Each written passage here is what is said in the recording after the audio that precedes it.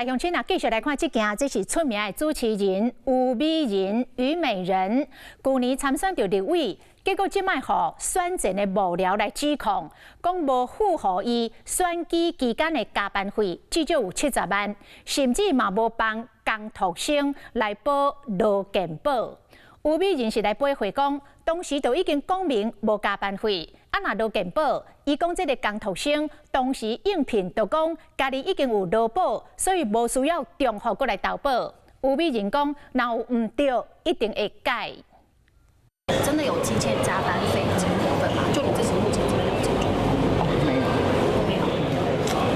没有2个字斩钉截铁，然而却有幕僚控诉，去年选立委期间曾连续上了28天的班，平均每个月加班80个小时，结果虞美人1毛加班费都不给。就有人去跟虞美人谈说，这个月的过劳情况跟疲劳程度远超过之前，是不是每人给他一点奖金？虞美人就回说，你们政治圈的年轻人都是这样坐地起价的吗？可能也有一些这个情绪的反应，但是这句话我是绝对没有讲过的。双方明显意见不合，幕僚指出，统计到4个人大约被积欠6到70万元左右。而之所以会气得告上法院，是因为在今年4月初的调解会议，虞美人透过律师主张，因为选举工作特殊，当时的月薪就已经讲明没有所谓的加班费，选后又额外再给1个月的薪资当作奖励金。因为资方主张其与竞选团队为委任关系，而不愿意再多给付加班费，导致本案的调解不成立。